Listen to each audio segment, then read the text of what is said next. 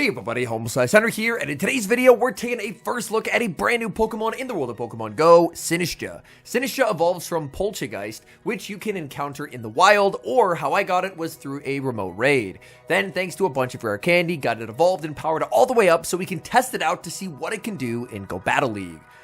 Sinistcha is a grass and ghost type Pokemon with the moveset of Astonish, and then your choice of Energy Ball, Shadow Ball, and Poltergeist.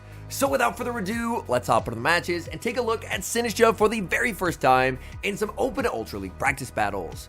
Hopping into the first match, picking up a bit of a tricky lead, leading Kyurem into Togekiss.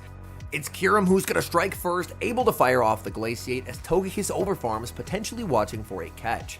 But I don't want to switch out of this matchup just yet. Instead, I'm going to shield and then look to throw the second Glaciate on the CMP tie, as this will guarantee that I get the knockout or get the shield back. Because if they do give up the shield, then I'm more than happy to let this go due to the 2 stages of attack drop. So Aura Sphere is going to land, Kyurem actually able to survive that. I can win CMP once again, but I decide the move might be valuable later on. So instead, I go for a catch of the double debuff to Aura Sphere onto Corviknight. Out comes Runerigus. Runerigus farming up quite a bit of energy, but I know that I survive any one move. Runerigus goes for the harder hitting Shadow Ball that does quite a lot of damage, but since they didn't go for the Rock Tomb, this is going to be a full power payback. Runerigus does put up the shield, and that's very good news for Sinistcha in the back. Sinistcha, only having access to nuke moves, really wants opponents to not be able to block them. Rock Tomb will take the knockout, in comes Sinistcha, and look at the Astonishes. I'm going to farm it into Glaciate range and then snipe with that move. I really need this Glaciate to be enough to knock out. Thankfully it does. And now, what are they going to bring in? They're going to bring back in the Togekiss. I'm going to look to try and go for an Astonish down. In the back is Gastrodon, and that is the perfect Pokemon for Sinistcha to see. Sinistcha launches the Energy Ball, one-hit knockout, in comes Togekiss. That gets farmed down as well, and that is a good game. Hopping into match number 2, and unfortunately it's more of the same, leading Kyurem into Togekiss. I go for the Glaciate, but they make a very nice catch, catching the Glaciate onto Tentacruel where it is going to be resisted. Tentacruel now going to be debuffed. I'm going to try and farm up quite a bit of energy. I was hoping for a Sludge Wave catch, but I do not get it, and now my Corviknight is going to be hit with Scald. Thankfully, Scald does not debuff me, but there's more where that came from. Scald number 2 is going to land. Corviknight not worried about that damage. What I am worried about is a potential catch, and there it is. They try and go for the catch onto Togekiss, but luckily, I will throw the correct move in Air Cutter.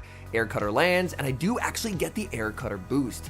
That is very, very nice for the Corviknight, as suddenly my Air Cutters, which basically do no damage in this matchup, can actually be very threatening. So I go for the boosted Air Cutter, that's going to land, quick switch into the Kyurem, and I will be able to outpace getting the Glaciate before they get their Aura Sphere. Glaciate is going to be shielded. I want to invest in this Kyurem. I'm dancing back and forth in this matchup, trying to get rid of all the Pokemon that could be a problem for Sinistcha.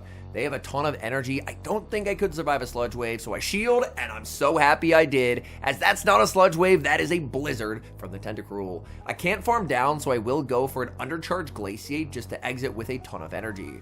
So now, I am absolutely loaded, I'm down a shield, and in the back is Shadow Drapion. This obviously is terrible news for Sinistcha, which is a grass ghost type, but unfortunately, that's going to be the case for a grass ghost type. There's going to be a lot of teams where you're just triple countered. The Glaciate is going to connect. I'm able to get 2 debuffs on this Drapion, which is very nice, and I think I have to send in Sinistcha. They're not going to want to throw Energy Wall double debuffed, so they're going to bank a ton of energy. In comes Togekiss. I'm able to switch, bank a move, switch into the Corviknight, and get to the Air Cutter. I need this Air Cutter to knock out. Air Cutter does knock out the Togekiss. Back in comes the Drapion. Drapion is doubled up, so if they win charge attack priority, they win the game. But Sinistcha, with the high attack stat, is going to be winning CMP. Energy Ball KOs the Drapion, and against all odds, a really tough team, we're able to take the win. Hopping into the next match, picking up a pretty nice lead, leading Kyurem into Corviknight. It's the shiny Corviknight as well, quite the flex. Glaciate, however, is going to slow things down for the opponent quite considerably. Now that they're debuffed, I'm very happy no-shielding whatever they throw. They go for the Air Cutter, and it works, as they're able to get that attack boost to reset their attack back to normal. However, I can immediately put them back to -1. Farming up, switch it into the Corviknight, and I believe I did get the catch. It should be the payback, but I'd much rather take it on the Corviknight than anywhere else.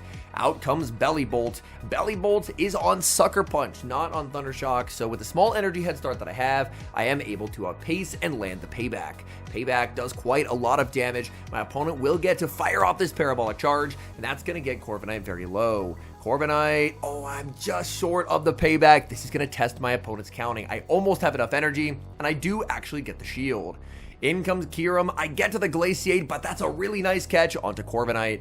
I'm going to be undercharging because I need residual energy. So Kyurem does get a little bit of an energy head start, but it's so far behind this Belly Bolt. I think I'm going to go for a bit of a weird play, and that is that I'm going to go for a double shield farm down. I'm counting on the fact that even though I'm going to be down a shield endgame, if I can get 2 debuffs on whatever they have in back, I can win. In the back, it's Charizard, and unfortunately that I cannot win.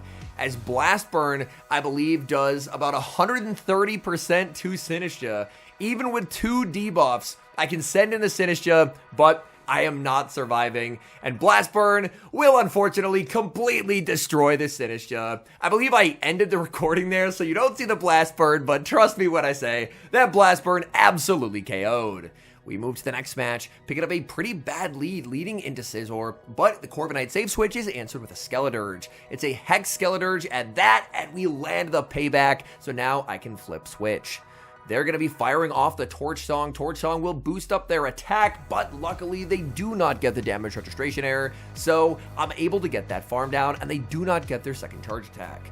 In comes Feraligatr, and I'm going for the bait, but my opponent is absolutely stone cold. They end up no-shielding on that Feraligatr. I go for another Air Cutter. I'm going to need to bait back out the Scizor, so I'm able to perfectly predict when they throw the Hydro Cannon and get the catch onto Sinistcha. In this game, unfortunately, Sinistcha is more of just a complete meat shield. I'm just using it to reposition, because to win this game, I need a healthy Corviknight to be able to knock out the Scizor, as there was no way I was going to be able to Astonish down with Sinistcha. So by getting that catch, I baited back out the Scizor, and now I should be in a winning position.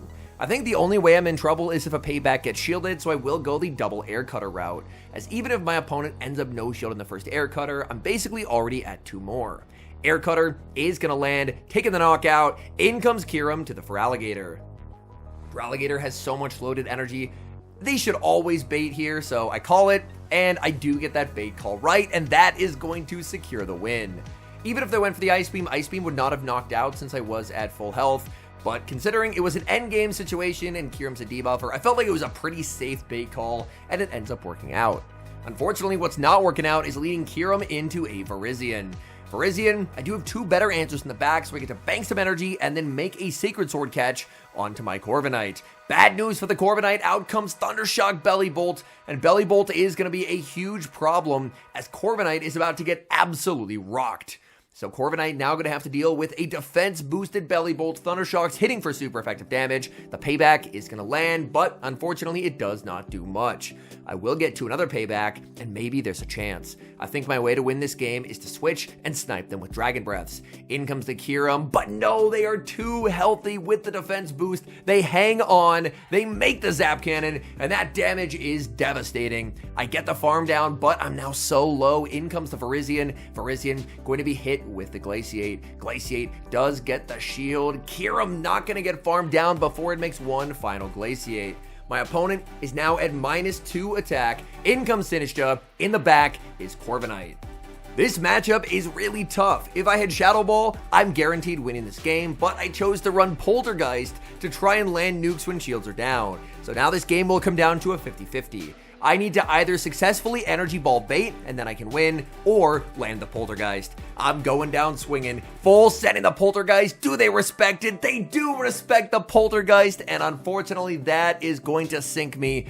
We have unfortunately now lost this game. As you can see, I make the Energy Ball, so if I baited, I could have taken home the win, but unfortunately, we're not going to win this one. I failed my catch attempt, Air Cutter KOs, and unfortunately Sinistcha unable to take home the win. We got Kyurem into Feraligatr in the next match. This is a scenario where I do miss having Dragon Claw. I really like Draco Meteor on Kyurem because in a lot of scenarios, like against bulky Pokemon like Cresselia and Lapras, it just gives you so much extra play. But in a matchup like Feraligatr, it can complicate things just that little extra bit. they're more than happy to play the Zero Shield. I land the Glaciate, they land the Ice Beam, and I go for Glaciate number 2 to deny their Hydro Cannon. Out comes a Shadow Golurk. Golurk is going to get the farm down, and I have a choice to make. Do I bring in the Corviknight or Sinistcha? I bring in the Corviknight, and the moment I do, I immediately regret the decision. I am trusting that Sinistcha is going to have a positive matchup in the back, and Sinistcha is really not going to do a lot with 2 shields up. So I think I should have just brought in the Sinistcha into the Golurk. The Air Cutter bait is successful. In comes Sinistcha, and look at the Astonishes go. Golurk getting absolutely shredded, but I have to shield everything. In the back, oh no, it's an Ultra League 2 cannon. Oh, this is shades of Trevenant Noctowl meta as I am completely walled. They go for the Drill Peck, and I'm going for the double resisted Poltergeist. Poltergeist, one of the strongest moves in the game, even double resisted, it does devastating damage to the 2 cannon. 2 cannon will finally take the knockout onto Sinistcha, and back in comes Corviknight. Corviknight gonna look to overfarm as much as humanly possible, firing off this charge attack before the opponent is able to make a move. Air Cutter lands, unfortunately that does not knock them out, and back in comes the Golurk. I don't remember where Golurk's energy is at. I throw the Air Cutter, they're gonna put up the shield, I get to another Air Cutter. I thought they were gonna be at a move, but no move comes through. Air Cutter lands, taking the knockout, and I get the boost. Back in comes 2 cannon. Am I in Rock Blast range? 2 cannon fires out the Rock Blast. That's gonna connect. I sand attack down a 2 cannon to take the win. Man, that game would have been so much easier if I just put Sinistcha onto the Golurk, but instead, I put the Corviknight on it and really put myself in an unwinnable position. Bad lead in the next match, leading Kyurem into Wheezing. Unfortunately, I end up shielding a Sludge Bait on the Corviknight save switch, and now my opponent is going to switch into the Mirror. Desync and switch timers is something that can help me quite a bit in this matchup. My opponent actually puts up an early shield on a payback, so they really want to try and keep switch. I just want to try and bank a ton of energy and then send out the Kyurem, because I think energy on the Kyurem will be quite valuable, and being able to save that Corviknight energy can hopefully help me deal with this problematic Wheezing. Speaking of the Wheezing, there it is, right on schedule. Wheezing will hit the field. Glaciate is going to land. That does do some pretty nice damage. The unfortunate thing is a second Glaciate will not knock out, and Air Cutters are not going to do much to the Wheezing either. But I have a plan. If I can land this second Glaciate, I should be able to switch, do one Sand Attack, and then snipe with the Air Cutter. They should now have the Sludge, but they don't have enough for the Overheat, so if they shield, they risk me firing off another move. But I take the knockout, and I get an Air Cutter boost. Maybe this is the opportunity that I need as Corviknight gets brought back in. That is extremely, extremely important, because what's my Sinistcha gonna do with no shields against the Corviknight? Probably just get one shot by a Payback. Speaking of Payback, that's what they're going to be launching at my Corviknight. Payback lands, that does do quite a bit of damage. I'll get knocked out by an Air Cutter, so I overfarm, but I make sure to not let them get a move. Payback is going to land, taking the knockout in the back. Oh my goodness, they broke out the Spice Cabinet, and I'm just getting RPS'd. It's a Cacturn in the back, and that is the worst case scenario. In comes Sinistcha, and Sinistcha is just getting farmed. Oh no, the battle of grass types. You never want to be the grass ghost against the grass dark, and Cacturn will take the win. We got more spice in the next match, leading into a Lycanroc.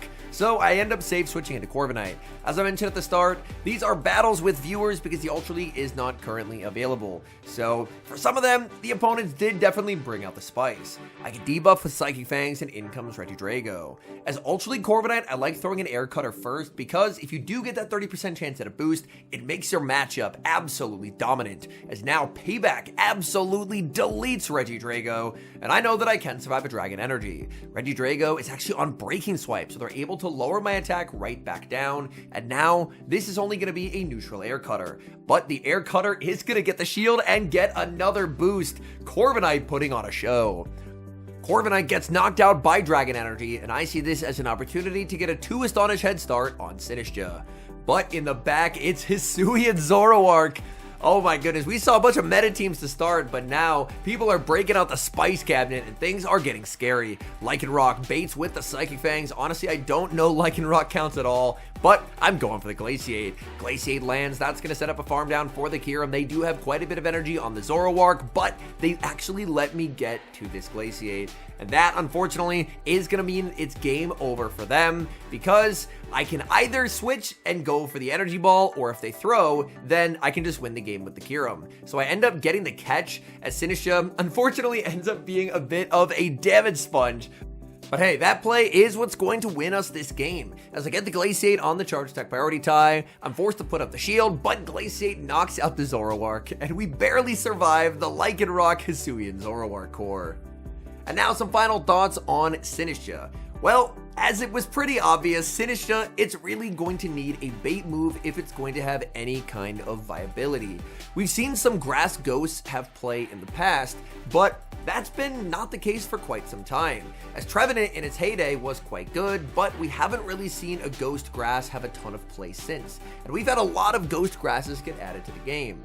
Taking a look at its learn set in the main series, not counting the fact that they could add Matcha Gotcha as like a signature move and make that a bait move, if we take a look at moves that are currently in the game, the closest it's getting to a bait move would be Nightshade or Foul Play, at least from the list that I'm seeing here. Everything else is just either fast moves, or it has a lot of really expensive moves like Shadow Ball, Leaf Storm, Hyper Beam, Solar Beam. It does get Scald, so Scald I guess would technically be cheaper than anything it currently has right now, but it looks like among the current options that it learns in the main series from Scarlet and Violet, there's not an amazing amount that it could do to get better, which is a little bit unfortunate, but it's a very cool Pokemon. I'm very happy to have it in my Pokedex because I do think it is a really sick design. So to me, it's not really a Pokemon that you need to prioritize getting as far as Pokemon Go PvP, as even if it did get its best case scenario moveset, I still don't see it having much viability, unless, as I mentioned, they add Matcha Gotcha as a signature move and just make it incredibly overpowered. Anyways, thank you guys so much for watching. If you enjoy watching content like this, please do consider leaving a like on the video and subscribe to the channel if you haven't. And a special thank you as always to our channel members here on YouTube. The support you guys provide is genuinely so appreciated. So thank you guys oh so very much. And until next time, I've been HomeSliceHenry.